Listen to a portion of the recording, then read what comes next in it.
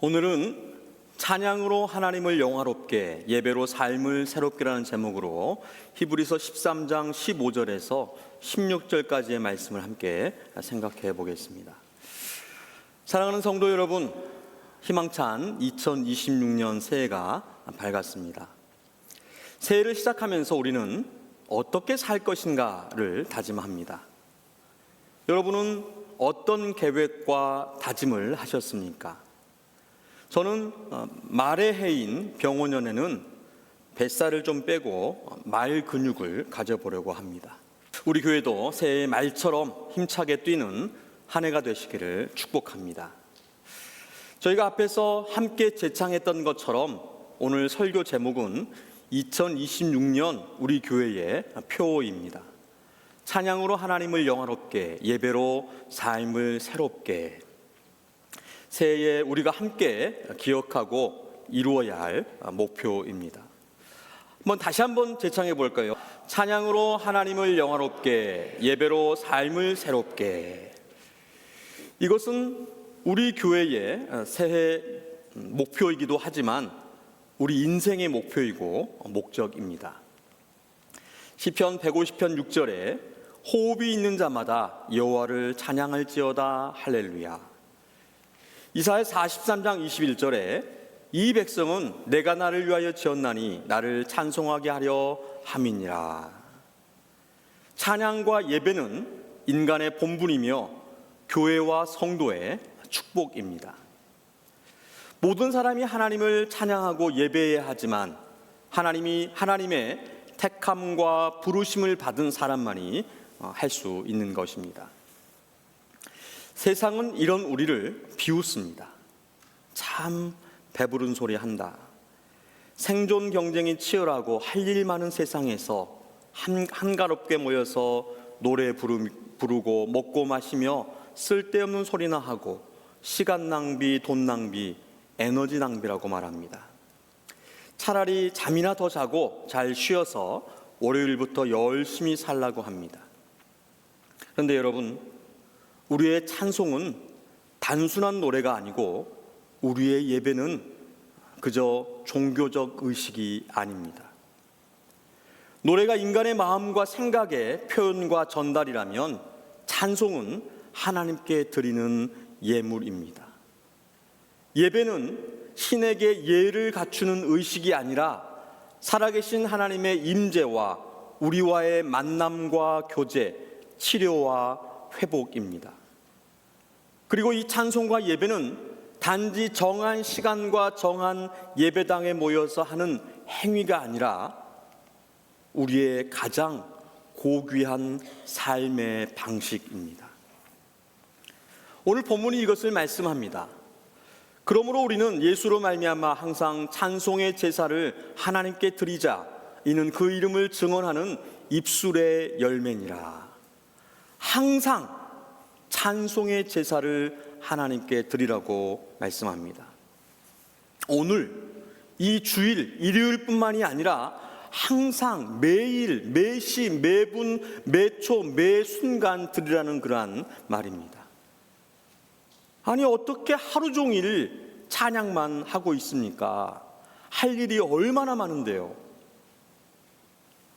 많은 분들이 저에게 목사님은 참 축복받으셨습니다 라고 말씀하십니다.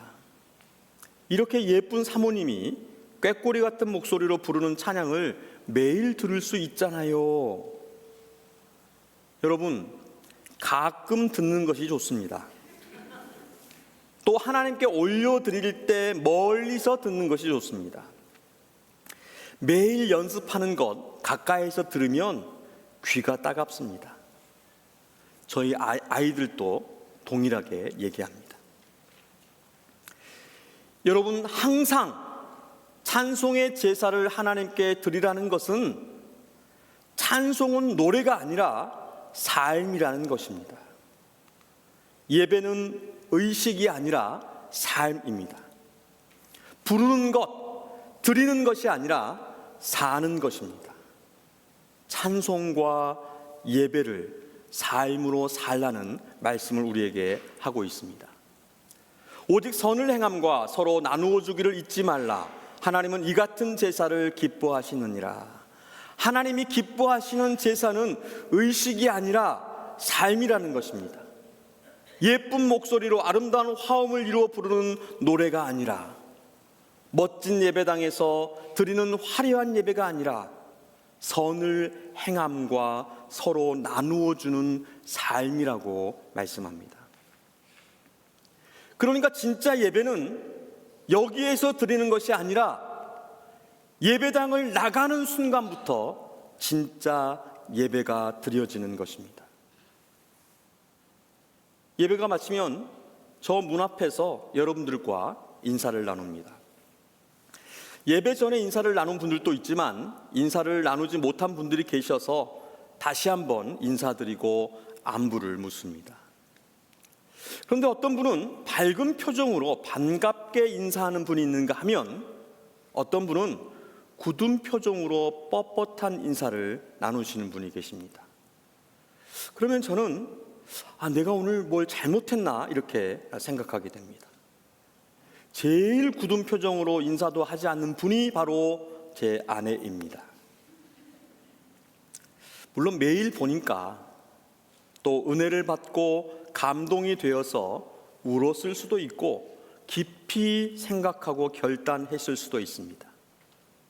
하지만 예배를 드린 후에 우리의 표정이, 우리의 마음이 새롭게 되어서 진짜 예배를 시작해야 합니다. 그리고 진짜 예배의 첫 무대, 친교의 자리에서 서로를 칭찬하고 격려하고 위로하고 사랑해야 합니다. 우리 교회가 친교가 유명하기로 소문이 났습니다. 제가 봐도 소문이 날 수밖에 없습니다. 우선 우리의 대장 되신 친교부 부장님의 진두지휘를 따라서 모든 가정이 정성을 다해 준비하십니다. 하지 말라고 하는데도 음식의 양과 질을 늘리십니다. 우리 모두를 칭찬하고 감사드립니다. 저는 우리 교회 친교가 더 소문이 났으면 좋겠습니다. 음식의 그 양과 질, 정성과 솜씨뿐만 아니라 우리 친교 중에 치료와 회복이, 위로와 격려가, 관용과 사랑이 가득하다고 소문이 났으면 좋겠습니다.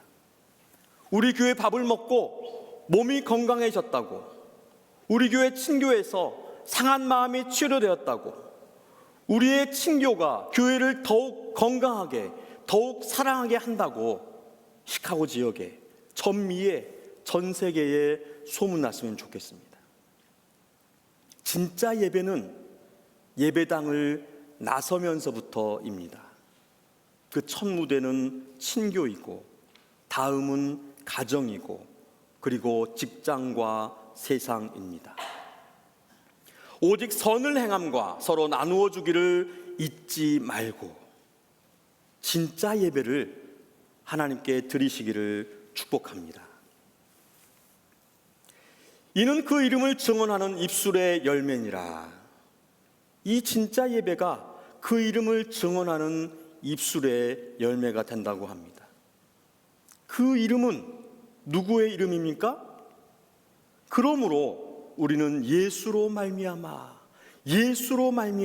바로 예수 그리스도입니다. 우리가 찬미해야 할, 우리가 증언해야 할 분이 바로 예수 그리스도이십니다. 우리의 구주, 우리의 구원자와 우리의 주인 되시는 예수 그리스도를 찬양하고 증언해야 한다는 것입니다.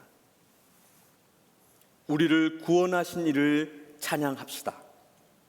죄와 사망에서, 고난과 고통에서, 눈물과 한숨에서 나를 구원하신 예수님을 찬양합시다. 구원에 대한 믿음과 확신, 감사와 감격이 있을 때에 찬양할 수가 있는 것입니다. 찬양은 아무나 할 수 있는 것이 아닙니다. 유명한 성가곡 파니스 안젤리쿠스, 생명의 양식을 여러분도 잘 아실 것입니다. 생명의 양식을 하늘의 만나를 마음이 빈 자에게 내리어 주소서. 낮고 천한 우리 긍휼히 보시사 주여 주여 먹이어 주소서. 주님이 해변서 떡을 떼심같이 하늘의 양식을 내리어 주소서. 낮고 천한 우리 긍휼히 보시사 주여 주여 먹이어 주소서. 제가 직접 부르고 싶지만 집에 가서 야단을 듣기 때문에 부르지는 않겠습니다. 루치아노 파바로티가 부릅니다.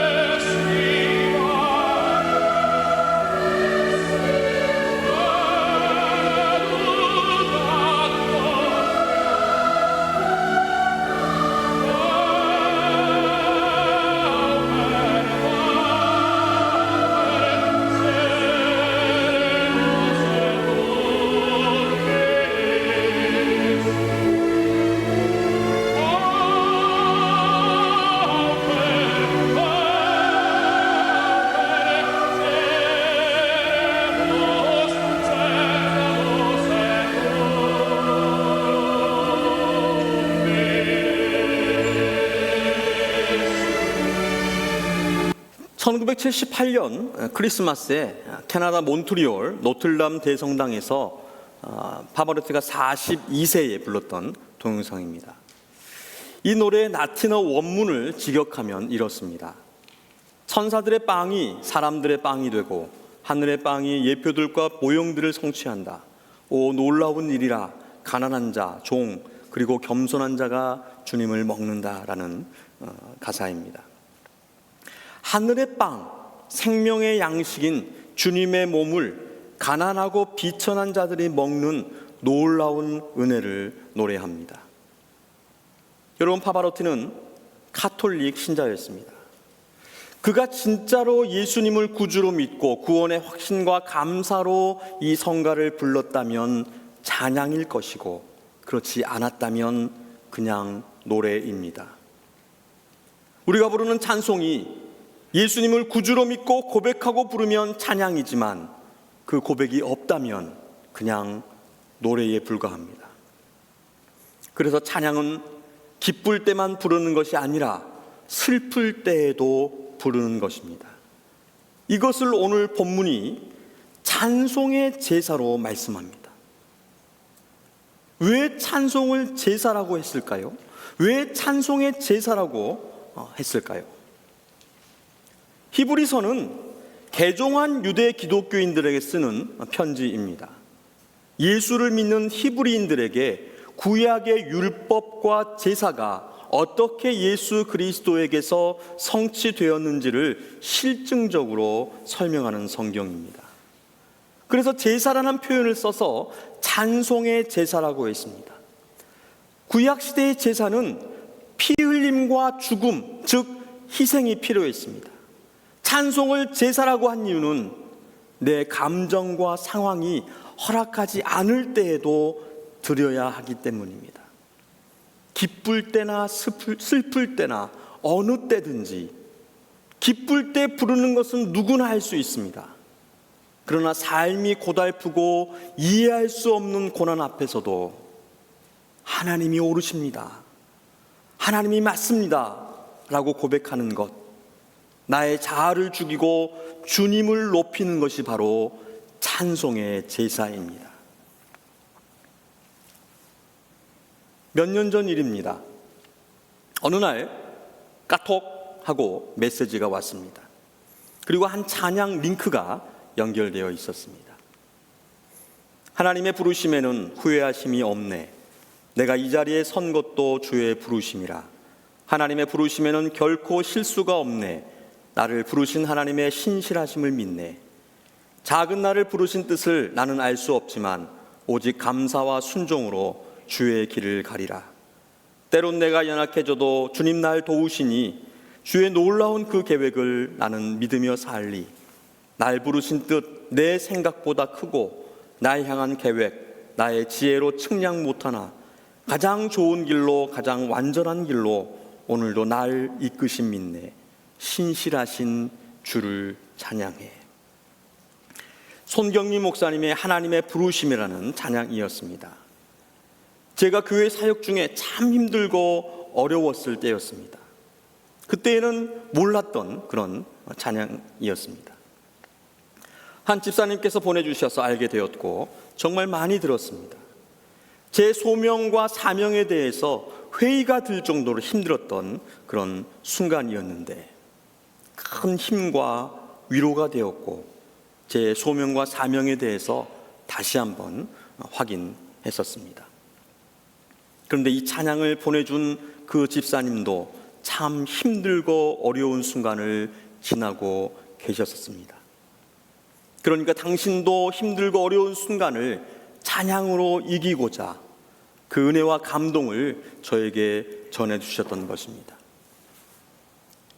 여러분, 찬양은 치료와 회복의 능력이 있습니다. 다윗이 수금으로 악신이 들린 사울을 치료했는데 하나님의 영이 사울에게서 떠나고 악령이 그를 괴롭혔습니다. 다윗은 수금으로 하나님을 찬양했고 그때 악령이 사울을 떠나갔습니다. 찬양은 아무나 하는 것이 아니지만 항상 해야 하는 것입니다. 우리 구주 예수 그리스도를 믿고 고백하는 자가 기쁠 때나 슬플 때나 항상 해야 하는 것이 바로 예수 이름을 증언하는 입술의 열매, 바로 찬송의 제사입니다. 찬양이 있는 곳에 하나님께서 임재하십니다. 이스라엘의 찬송 중에 계시는 주여, 주는 거룩하시니이다. 이스라엘 찬송 중에 계시는 주여, 하나님이 임재하시면, 하나님이 함께 하시면 구원이 있고 복이 있고 치료가 있고 회복이 있습니다. 사도행전 16장에 바울과 실라가 귀신 들려 점치는 한 여종을 고쳐주었습니다. 그러자 이 여종으로 인해서 많은 돈을 벌었던 주인들이 바울과 실라를 고발해서 감옥에 가두게 되어집니다. 그 발에는 착고를 든든히 채우고 옥문을 단단히 잠궜습니다. 한밤중에 바울과 실라가 기도하고 하나님을 찬송하자 큰 지진이 나고 옥터가 움직여서 옥문이 열리고 착고가 다 풀렸습니다. 이때 자결하려고 했던 간수와 그 온 가족이 세례를 받고 구원을 받았다, 이렇게 말씀합니다. 여러분, 인생이 어렵고 삶이 힘들 때에, 낙심이 되고 좌절해서 아무것도 할 수 없을 때에, 기도조차도 나오지 않고 죽고 싶을 때에 찬양을 켜시기 바랍니다. 찬양을 부르지 않아도 좋습니다. 누군가가 부르는 찬양을 조용히 들어보시기 바랍니다. 하나님의 은혜가 여러분을 감쌀 것입니다. 왜냐하면 하나님은 찬송 중에 계시기 때문입니다. 사도행전 16장 25절을 다시 한번 살펴보겠습니다.